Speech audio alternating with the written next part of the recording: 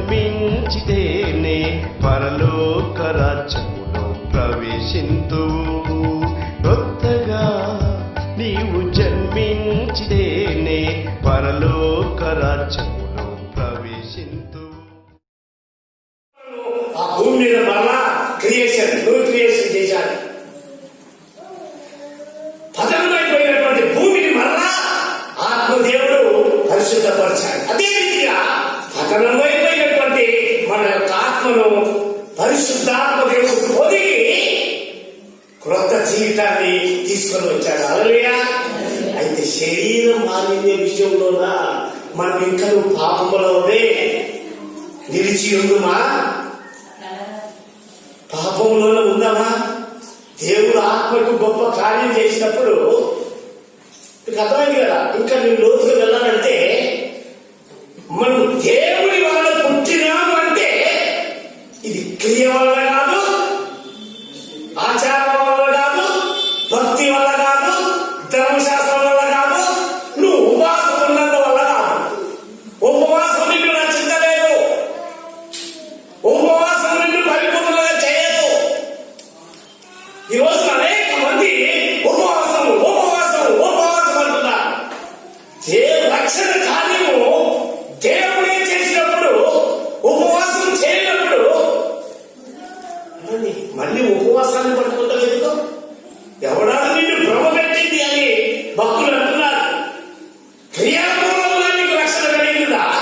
యేసునందు విశ్వాసపూర్వకంగా కలిగిందా? రోమ 8:2 ఈ రీతిగా తెలియజేస్తుంది. ధర్మశాస్త్రము దేనిని చేయసాలకపోయానో దేవుడు దానిని చేశాడు. నీకు రక్షణ విషయంలో ధర్మశాస్త్రము చేయజాలని ఎవరు చేశారు చెప్పండి? దేవుడు నీ రక్షణకర్త, దేవుడు నీ తండ్రి, దేవుడు తన స్వయంగా నిన్ను కన్నాడు. హల్లెలూయా. చాలా ఇది లోతు విషయం. నేను టాపిక్ లో మీకు అర్థం కావాలనుకున్న విషయాలు చెప్తున్నాను.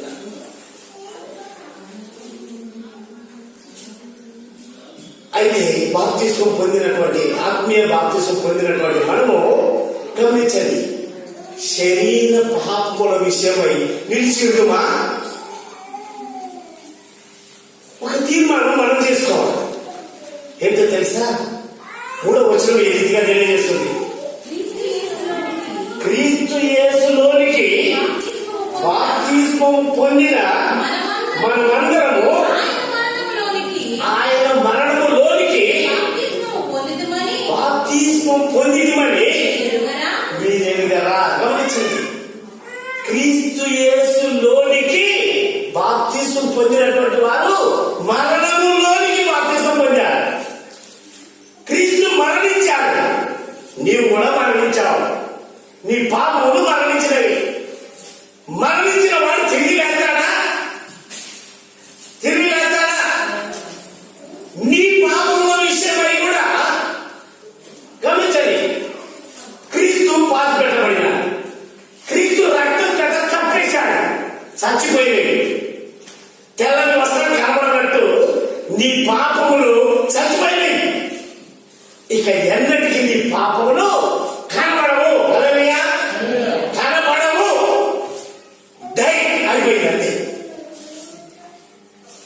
అలాంటప్పుడు విశ్వాసి మనం ఏం తీర్మానం చేసుకోవాలో తెలుసా? 4వ వచనం చదువుదాం. కాబట్టి అవును బోధిస్తున్నాడా? తండ్రి మహిమ వలన క్రీస్తు మృతులలో నుండి ఎలాగూ లేపబడెను, అలాగే మనమును నూతన జీవము పొందిన వారమై నడుచుకున్నట్లు మనము బాప్తిస్మం వలన మరణంలో పాల్గొనుటకై ఆయనతో కూడా పాతి పెట్టబడితిమి. క్రీస్తు మరణించాడు, 3వ దినమున తిరిగి లేచాడు. హల్లెలూయా. క్రీస్తు యేసులోనికి బాప్తిస్మము పొందిన నీవును మరణించావు. క్రీస్తు రక్తము ద్వారా కప్పబడినావు కనుక క్రీస్తు లేచాడు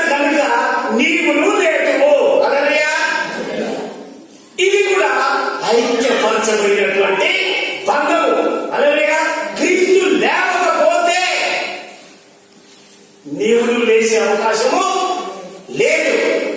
అందుకనే బాప్తిస్మము అనే మాటకు అర్థమైంది కదా, ఐక్యపరచబడుట అనగా ఆయన మరణములో ఐక్యపరచబడినాము, పునరుద్ధానంలో కూడా ఐక్యపరచబడినాము. ఇది విడదీయరాని బంధము. నువ్వు క్రీస్తుతో ఐక్యపరచబడినావు కనుక, క్రీస్తు లేచినాడు కనుక క్రీస్తుతో ఐక్యపరచబడిన నీవు లేపబడతావు. ఇది విడదీయరాని బంధము.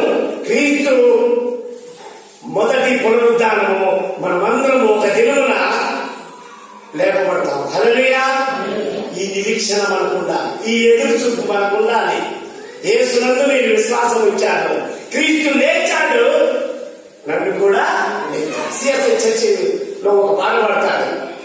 క్రీస్తు లేచెను హల్లెలూయా, క్రీస్తు నన్ను లేపును, క్రీస్తు లేచెను హల్లెలూయా, క్రీస్తు నన్ను లేపును. హల్లెలూయా. క్రీస్తు నన్ను లేపును. మరణం విషయంలో క్రైస్తవుడు బాధపడవద్దు.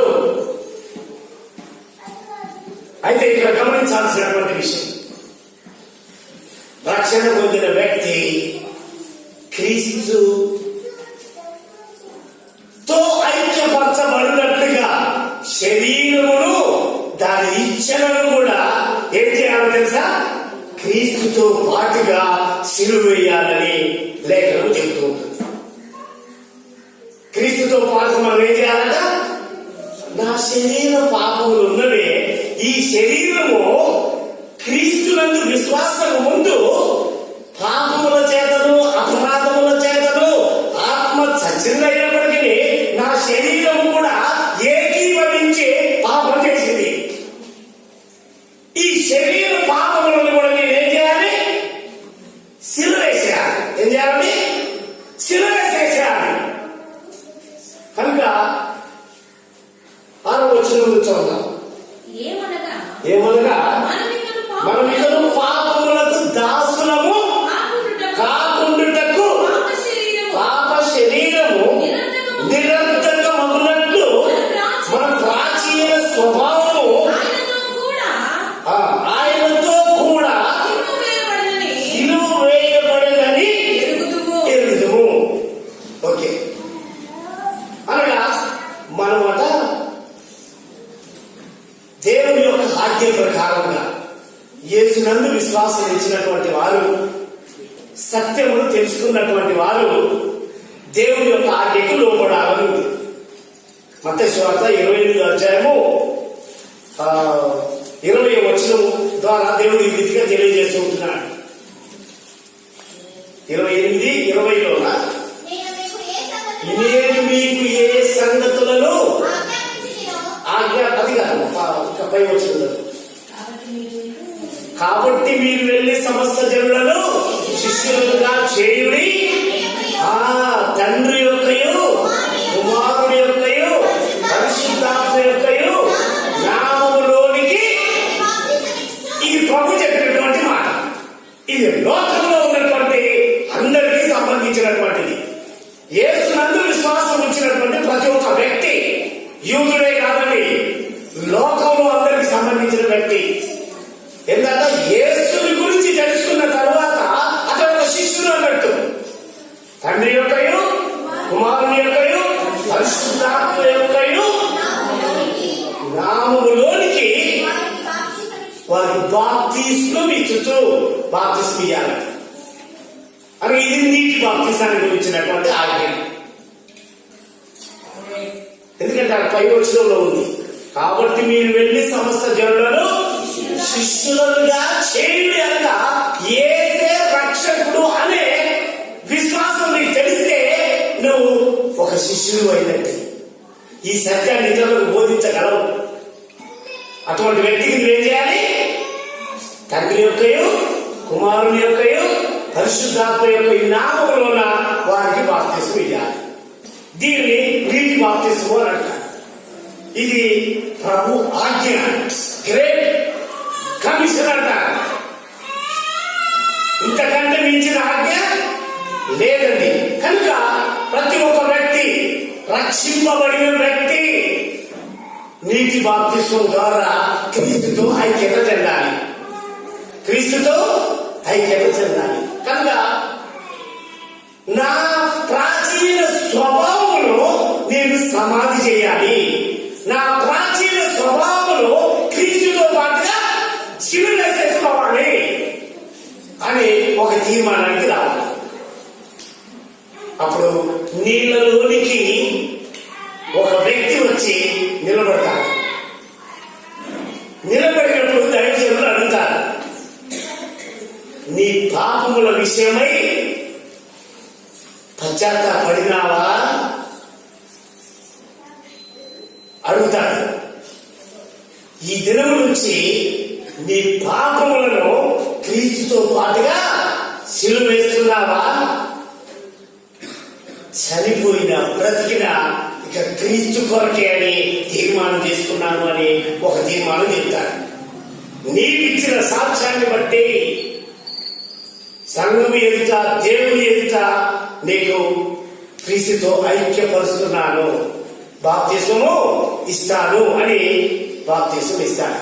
అనగా నీళ్ళలోనికి వెళ్ళి నిలవబడుట ద్వారా తను ఇచ్చిన సాక్ష్యం బట్టి ఏం జరుగుతుందో తెలుసా? నీ పాపములు క్రీస్తుతో అనగా క్రీస్తు శిలువ వేయబడినట్లు, క్రీస్తు వేగులతో కొట్టబడినట్లు నీ పాపములు క్రీస్తుతో కూడా ఐక్యపరచబడుతున్నవి. హల్లెలూయా! ఆ దినము నువ్వు శిలువ వేయబడినావు అన్నట్టు నీ పాపములు, నీ ప్రాచీన స్వభావం ఏమైపోయిందన్నట్టు శిలువ వేయబడినది అంటే ఇక మరణ తిరిగి రావు.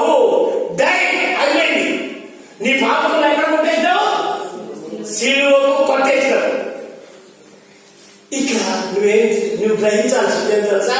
నా పాపములు శిలువ కొట్టేశాను, నాకు ఇప్పుడు పాపములేమి లేవు. ఆ పాపములను యేసు ఏం చేశాడు తెలుసా?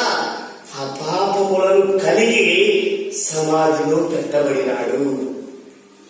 సమాధిలో పెట్టబడినాడు. సమాధిలో పెట్టబడినటువంటిది మరలా తిరిగి రాదు. ఎవరైనా వస్తారా? రాదు.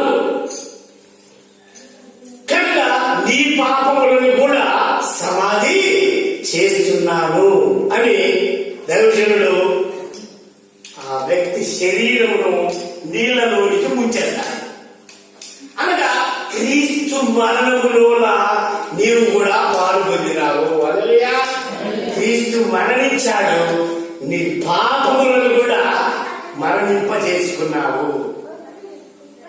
మీకు అర్థమైందా? రెండు విషయాలు చెప్పాను.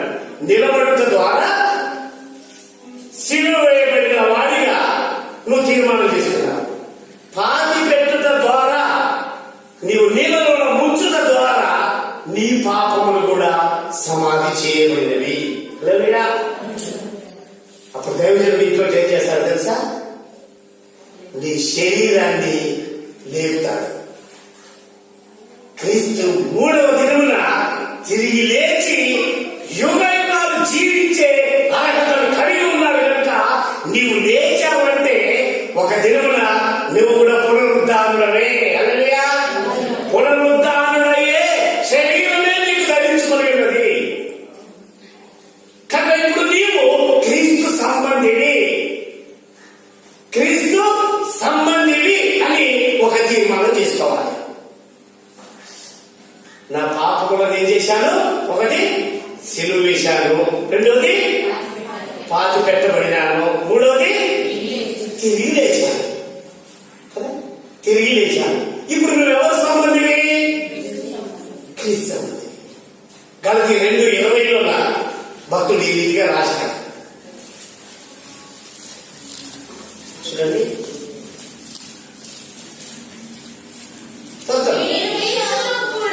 నేను అంటున్నాడు, నేను క్రీస్తుతో కూడా సిలువ వేయబడి ఉన్నాను.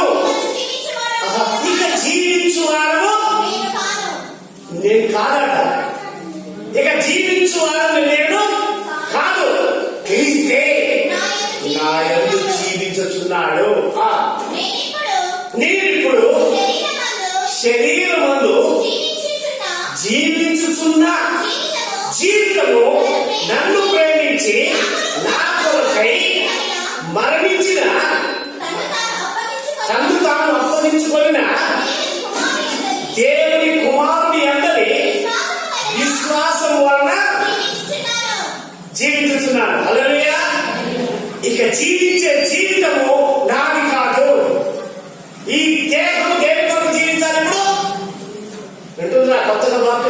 చెప్తున్నటువంటి వారు.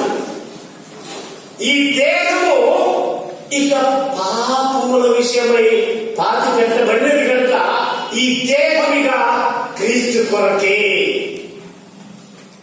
జీవించాలి అని తీర్మానం కలిగి ఉండాలి. హల్లెలూయా. ఎగ్జాంపుల్ గా మీకు ఒక 2 ఉదాహరణలు చెప్తాను. దీని ద్వారా కలిగే మేలు ఏంటో తెలుసా?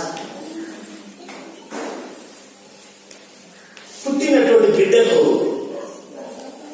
ఫస్ట్ పేరు ఉండదు కదా, పాప బాబు అని అంటారు. కానీ లోక జనాభా లెక్కలో గుర్తింపు రాదు. అందుకే చాలా మంది దైవజనుల ద్వారా పెద్దవారి ద్వారా ఒక నామకరణము ఆ వ్యక్తికి చేస్తారు. ఆ వ్యక్తికి పేరు పెట్టినప్పుడు ఆ పేరు ఆ వ్యక్తితో ఐక్యపరచబడిపోతుంది. ఆ పేరుతోనే తన జీవిత కాలం వరకు ఆ పేరుతోనే పిలువబడతారు. మీకు అర్థమైందా? ఇది ఐక్యపరచబడినది, మిళితమైనది, ఏకీభవించినది, ధరించుకున్నది. స్కూల్లో టీచర్ అడిగినా ఏం పేరు బాబు నీదంటే, నా పేరు అలా కిరణ్ లేదా పవన్ అని చెప్తాం రాలేదా? కిరణ్ అనగానే వేస్తారంటారు. రేపరిచే రావాలి ఏంటి అది పెట్టేసి వెళ్ళిపో. ఇలా వీడియో అవుతుంది చెప్పారు ముందే.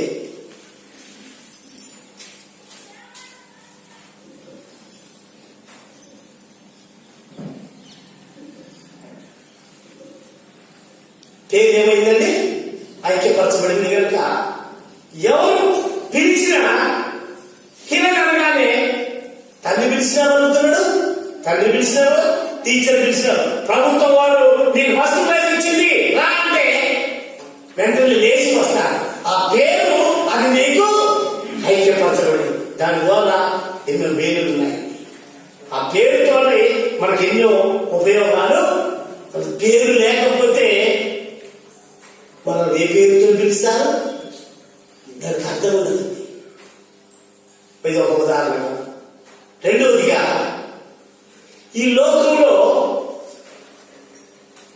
జీవిస్తున్నటువంటి ఒక వ్యక్తి, పురుషుడైనా స్త్రీ అయినా, వారి జీవితంలో ఒక పురుషుడిని కలిగి ఉండకపోతే లేదా పురుషుడు స్త్రీని కలిగి ఉండకపోతే వారి జీవితాలకు అర్థమే లేదు. వారు సగం మానవులే. ధనమున్నా, బలమున్నా, ఆస్తున్నా, అంతస్తున్నా, అధికారమున్నా, కోర్టున్నా, మేడలున్నా, బిడ్డలున్నా, వివాహము ద్వారా నీవు ఒక పురుషుని కలిగి ఉండకపోతే నీ జీవితానికి అర్థమే లేదు. వివాహము ద్వారా నీవు ఒక స్త్రీని కలిగి ఉండకపోతే నీ జీవితానికి అర్థమే లేదు. అందరి ఎదుట, అందరి సమక్షంలో నీకు భార్య దొరికినప్పుడు వివాహం చేసుకుంటా. బైబిల్ గ్రంథం చెబుతూ ఉంటుంది, భార్య దొరికిన వాడికి మేలు దొరికిందట. గమనించండి, అప్పుడు సంపూర్ణ మానవుడైతాడు. ఎప్పుడైతే వివాహం ద్వారా ఐక్యపరచబడతారో ఆమె జీవితము అతనితో అంకితమైపోతుంది, ఏకీభవిస్తుంది, చచ్చిపోతుంది, ధరించుకుంటుంది. ఆ రోజు నుంచి తీర్మానం ఏంటో తెలుసా? కలిమి ఎందును, లేమి ఎందును, కష్టమందును, నష్టమందును, వ్యాధి అందును, ఆరోగ్యమందును నేను నిన్ను ప్రేమించి హత్తుకొని ముందును. పురుషులతో కూడా అదే తీర్మానం చేస్తాను. నా పాలి భాగస్తురాలినిగా నిన్ను చేసుకొని ఉంటున్నాను. ఆమె కూడా ఏమంటుందో తెలుసా? నా శరీరముతో నిన్ను ఘనపరచి నీకు లోబడి ఉండునని తీర్మానం చేసుకుంటుంది. హల్లెలూయా. దీని ద్వారా ఆ రోజు నుంచే ఆ వ్యక్తి ఎవరు సంబంధం అవుతుందో తెలుసా? ఏమా మీ ఇంటి పేరు ఏందమ్మా అంటే తల్లి గారి ఇంటి పేరు చెప్తుందా? భర్త ఇంటి పేరు చెప్తుందా? అదేంటండి అప్పటికప్పుడే ఇది కంటి కనబడనటువంటి సంఘటన. స్త్రీ స్త్రీగానే ఉంటుంది, పురుషుడు పురుషుడిగా ఉంటుంది, కానీ ఆ వ్యక్తి పురుషుడి సంబంధి అవుతుంది. ఆ రోజు నుంచే ఏమంటుందో తెలుసా? ఇది మా ఇల్లు, ఇది మా పొలము, మా అత్త, మా ఆడబిడ్డ, మా మరిది. అది ఎన్ని మా వచ్చేసినాయి. అంతకుముందు నా ఇంటికి నేను పోతా, అది కాదండి. ఇప్పుడు నా నుండి మా వచ్చింది, మాకు వచ్చింది. ప్రియ దేవుడులారా, ఈ సత్యాన్ని గ్రహించండి. ఈ ఐక్యత ద్వారా మనకు మేలేంటో తెలుసా? పురుషుడికి కలిగినదంతా కూడా ఆమెకు చెందుతుంది. ఇప్పుడు నువ్వు క్రీస్తుతో బాప్తిస్మం ద్వారా ఐక్యపరచబడినావు కదా, నీకు కూడా కలిగే మేలేంటో తెలుసా? క్రీస్తుకు కలిగినవన్నీ నీవు కూడా కలిగి ఉంటావు. తండ్రిలో ఏమున్నదో అది క్రీస్తులో ఉన్నది, క్రీస్తులో ఉన్నదంతా నీకు చెందుతుంది. హల్లెలూయా. ఎఫెసీ 1వ అధ్యాయంలో ఒక మాట ఉన్నది. దేవుడు తన సమస్తమును క్రీస్తు ద్వారా మనకు అనుగ్రహించారు అన్నది. అయితే క్రీస్తుతో నువ్వు ఐక్యపరచబడితేనే నీ జీవితానికి విలువ. లేకపోతే పెళ్లి కాకపోతే విలువ అండి. రక్షింపబడిన ప్రతి ఒక్క వ్యక్తి పరలోక సంబంధమైన ప్రతి ఆశీర్వాదములు పొందుకోవాలంటే, రక్షణ పొందిన ప్రతి ఒక్క వ్యక్తి అందరి ఎదుట, అందరి సమక్షంలో నా శరీరమును, నా పాపములను, నా ప్రాచీన స్వభావమును క్రీస్తుతో సిలువ వేసి ఇక నేను క్రీస్తుకే అంకితమైనాను, క్రీస్తుకు కలిగినవన్నీ నావి. ఎప్పుడైతే ఈ బాప్తిస్మం ద్వారా పొందుతుందో పరలోక సంబంధమైన ప్రతి ఆశీర్వాదము ఆమె కూడా చెందుతుంది. అప్పుడు ఆమె ఏమి అడిగినా, ఏమండి వచ్చేటప్పుడు కొంచెం స్వీట్ దేవా అంటే తేడా, నీకేది తెచ్చేది అని అంటాడా? అదే వివాహం కాకముందు ఏసంటే ఇష్టమే, వ్యక్తి అంటే ఇష్టమే. కానీ వివాహం కాకముందు ఏమండి నాకు తలనొప్పి లేస్తుంది, జ్వరం వస్తుంది, మీ అమ్మగారిని అడిగి ఒక 10,000 ఇయ్యవా అంటే అంటే ఇష్టమే లే. కానీ ఇంకా నాకు నీతో మ్యారేజ్ కాలేదుగా, నువ్వు నాతో ఐక్యపరచబడలేదుగా, నేను ఏమని నా అన్నాడు, కానీ ఏమని నా ధనాన్ని నీకు ఇవ్వలేనండి. గమనించండి, ఇవ్వాలని క్రీస్తు అనుకుంటాడు, కానీ బాప్తిస్మం పొందు నువ్వేది పొందవు. నీటి బాప్తిస్మం ద్వారా నువ్వెన్ని విలువలు కలిగి ఉంటావో తెలుసా? పరలోక సంబంధమైన ప్రతి ఆశీర్వాదాన్ని నువ్వు పొందుకుంటావు. వివాహం అయిన తర్వాత తలనొప్పి లేచి పడుకున్నావు అనుకోండి, ఏంటమ్మా ఏమైంది? తలనొప్పి, జ్వరమా, కళ్ళు తిరుగుతున్నాయా, డాక్టర్ పిలవాలా, హాస్పిటల్కి వెళ్దామా, టాబ్లెట్స్ లేదా? మా నాన్నని అడిగి నీకు బాగు చేపిస్తా అంటాడా? తన ప్రాణం తాకట్టు పెట్టైనా భార్యను బాగు చేయించుకుంటాడు. హల్లెలూయా. ఒకవేళ అశ్రద్ధగా ఉంటే తండ్రి ఏమంటాడు తెలుసా? నీతో ఐక్యపరచబడినటువంటి నీ బిడ్డ నీ భార్య, నువ్వు కన్ను మూసుకొని సోమరంగా ఎందుకు చూస్తావు? ఆమెకే బలహీనత ఉండదు, వెంటనే నీకు హక్కు ఉన్నది, నా ధన వీటిలోంచి తీసుకొని నువ్వు ఆమెకి ఇవ్వచ్చు, ఆమెను స్వస్థపరచవచ్చు. క్రీస్తు మన విషయంలో శ్రద్ధ తీసుకుంటాడు. ఏమండి జ్వరం వచ్చింది అడగగానే తక్షణమే జ్వరం పోతుంది. ఎందుకంటే నా అనుభవంలో నేను చాలా నేర్చుకున్నాను. బాప్తిస్మం పొందక ముందు ఎవరికైనా బాగలేదంటే ప్రార్థన చేస్తే తెల్లారిసారి చచ్చిపోయాడు. నా ప్రార్థనకు జవాబు లేదా? మీకు అర్థం కాదు. నేను బాప్తిస్మం తీసుకున్న తరువాత ఎవరికి ప్రార్థన చేసినా దేవుడు వెంటనే నా ప్రార్థన పెట్టి వెనక్కి తెచ్చాడు. గమనించండి, మీకు ఆ స్వతంత్రత కూడా ఉన్నది. ఎవరైనా పేదవాడు అమ్మా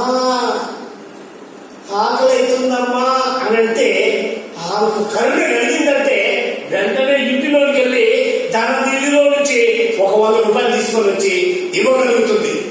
భర్తనే అడగాల్సిన అవసరం లేదు. ఎందుకు? ఆమె కూడా గృహ హక్కురాలు. హల్లెలూయా. ఎందుకు ఖర్చు పెట్టినావు అని అన్నాడు. బయట వచ్చే వాటిని నువ్వు ఎందుకు తీసుకున్నావు నన్ను అడగకుండా అన్నాడు. ఇంటిలో ఏ వస్తువుల అవసరమో భార్యకి తెలుసు కనుక భార్య కూడా స్వతంత్రం రాదుగా, ఈ గంట కొన్నానండి, ఈ ఉల్లిగడ్డ కొన్నానండి, ఈ చింతపండు కొన్నానండి అని అంటే నువ్వెందుకు కొన్నావు, ఎందుకు ఖర్చు పెట్టావు అంటారా? లాభం ఉందా లేదా?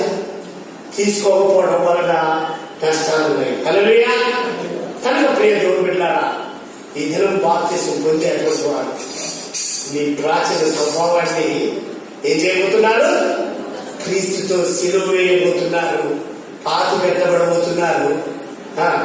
పునరుద్ధానుడై తిరిగి లేచిన రీతిగా మీరు కూడా తిరిగి లేచే అనుభవంలోనికి మీరు వస్తారు. ఒక దినమున క్రీస్తు లేచాడు, నన్ను కూడా లేపుతాడు.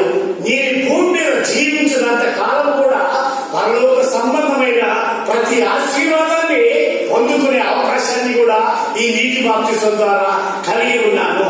నేను ఏది అడిగినా నేను ఎంత హక్కుదారినో క్రీస్తు విషయంలో కూడా నువ్వు అంత హక్కుదారిగా ఉండబోతున్నావు. హల్లెలూయా. కానీ ఈ సత్యాలను గ్రహించి ప్రభు ఇక్కడ ఒక హెచ్చరిక చేస్తున్నాడు. 12వ చూడండి, 6వ అధ్యాయము 12వ వచనం. కాబట్టి శరీర దురాశలకు లోబడినట్లుగా సావులకు లోనైన మీ శరీరమందు పాపమును ఏలనీయకుడి. ఏలనీయద్దు. ఆత్మ చేత పాపాలను చట్టు చేయొచ్చు కదా. శరీరానుసారంగా ప్రవర్తిస్తే శరీర విషయంలో క్రీస్తుకు లెక్క అప్పగించాల్సి ఉంటుంది కదా. ఈ లోకంలో వివాహమైన తర్వాత కూడా ప్రతి ఒక్క వ్యక్తి ఏం చేసుకుంటాడు తెలుసా? ఇక ఈ రోజు నుంచి సావైనా బ్రతికైనా నా భర్తే. ఇక నేను జీవించే జీవితము భర్త కొరకే. ఆయనను విడిచిపెట్టి వేరొకరితో మాట్లాడినా ఆయన నచ్చదు, తప్పు చేసినా నచ్చదు. ఆయనకు ఒకవేళ తెలిస్తే ఈ లోకపు భర్త నీవు నాకు అక్కర్లేదు ధృవీకరించుకుంటాడా లేదా? అందుకని ఆ భయాన్ని కలిగి ఈ రోజు వరకు కూడా పెళ్ళైన వాళ్ళు ఒకరి నుంచి ఒకరు విడిపోవడానికి వీలుండదు. ఒకవేళ తప్పు కనబడితే ఏం జరుగుతుందో తెలుసా? అతని జీవితం నుంచి తుడిచివేయబడతా. నువ్వు నాకు అక్కర్లేదు అంటాడు. ఒకవేళ అటువంటి తీర్మానమే క్రీస్తు నీ విషయమై చేసుకున్నాడు అనుకోండి, ఏం జరుగుతుందో తెలుసా? ఇక నీవు నాకు అక్కర లేదు అనుకుంటే నువ్వు క్రీస్తు బిడ్డగా ఉండి క్రీస్తుతో పాపముల విషయమై ఐక్యపరచబడి పాపములోను పానివారు అయినా నీ కొరకు నాలుగు బస్సు రెడీ ఎదురు చూసుకుంటూ చేస్తాను. దేవుడు నువ్వు ఉన్నావు ఒకటే, లేకున్నా ఒకటే. నీ ద్వారా నేను మహిమపరచాలనుకున్నాను, కానీ నువ్వు ఈ లోకానికే ఒక అడ్డుమనగా ఉన్నావు. రక్షణ పొంది బాప్తిజం తీసుకొని క్రీస్తుతో ఐక్యపరచబడి ఈ లోక సంబంధిగా జీవించడానికి, వేరొకరితో జీవించడానికి తీర్మానం చేసుకున్నావా? వేరొకరి అంటే సాతానుతో జీవించడానికి ఇష్టపడ్డావా? దేవుడు ఏం చేస్తాడు తెలుసా? నీ చాప్టర్ భూమి మీద క్లోజ్ చేస్తాడు. అట్టి జీవితము మీరు కలిగి ఉండకుండా ఈ రోజు నుంచి క్రీస్తుతో నాకు వివాహం జరగబోతుంది. ఈ సాదృశ్యము రేపు ప్రభుత్వానికి కూడా 24 సంఘ వధువుగా వరుడైన క్రీస్తుగా మనం ఉండబోతున్నాం. హల్లెలూయా. అట్టి జీవితాన్ని మీరు కలిగి ఉండాలని దేవుని సేవకునిగా హెచ్చరిస్తూ ముగిస్తూ ఉంటున్నాను. తనలో వచ్చి ప్రార్థన చేస్తున్నాను. ఈ సమయంలో బాప్తిస్మం తీసుకున్నటువంటి వారే కాదు, ఒక తీర్మానం. బాప్తిస్మం ఇంతవరకు తీసుకొని కూడా ఇంత సత్యాలు తెలియక నేను ఇంకా సాతానుతో సావాసం చేస్తూ అన్యాయస్తుడిగా, మోసగాడిగా, అబద్ధికుడిగా, దొంగగా, అసూయ పరుడుగా నేను జీవిస్తున్నాను. క్రీస్తు యేసు కలిగిన మనసులో నేను కలిగి ఉండలేకపోతున్నాను. ప్రభువా, ఈ దినం నాతో సూటిగా మాట్లాడినందుకు వదనాలు. కొత్తగా బాప్తిస్మం తీసుకునేటువంటి వారికే కాదు, నాతో కూడా మాట్లాడినందుకు మీకు వందనాలయ్యా. నువ్వు ఇప్పుడే క్షమించు అని తీర్మానం చేసుకుంటే ఈ రోజు కూడా తన రక్తం చేత నిన్ను కడిగి పరిశుద్ధుడిగా మారుస్తాడు. మరలా పరలోక సంబంధమైన ఆశీర్వాదాన్ని ఇప్పటికి కూడా దయచేస్తాడు. హల్లెలూయా. కనుక తీర్మానం చేసుకోనండి. మీకు నేను ప్రార్థన చేస్తాను. నువ్వు ఎక్కడ ఉన్నా, ఏ స్థలంలో ఉన్నా, ఈ సందేశాన్ని నువ్వు విన్నట్లయితే క్షమించు, ఇక నేను వెళ్ళు తప్పు తిరగను అనుకుంటే ప్రభు ఎదుట పశ్చాత్తాపం. ప్రేమలో మా తండ్రి, మీ పరిశుద్ధ నామాన్ని వందనాలు చెల్లిస్తున్నాను. వీళ్ళ యొక్క బలహీనతను మీరు ఎదిగి ఆత్మ బాప్తిస్మం ఏమిటో, నీటి బాప్తిస్మం ఏమిటో, వాటికి ఉన్నటువంటి ప్రాముఖ్యతలు ఏమిటో, వాటి ద్వారా పొందేటువంటి విలువ ఏమిటో, బాప్తిస్మం తీసుకోలేకపోతే కలిగే నష్టాలు ఏమిటో ప్రభు ఆ బిడ్డలకు తెలియజేసినాడు. వందనాలు. ఎంతమంది అయితే సత్యాన్ని విని ప్రభువాను క్షమించు తీర్మానం చేసుకుంటున్నారు. ఇక మిగిలిన జీవితము నీ కొరకే అని తీర్మానం చేసుకుంటున్నారు. వారి తీర్మానాన్ని బలపరచుకొని యేసు నామములో ప్రార్థిస్తూ తీర్మానం చేసుకున్నటువంటి వారిని మీ చేతికి అప్పగించి వందనాలు చెల్లించి వేడుకొలుచుతున్నారు తండ్రి. ఆమేన్. మంచిది, అందరికీ వందనాలు.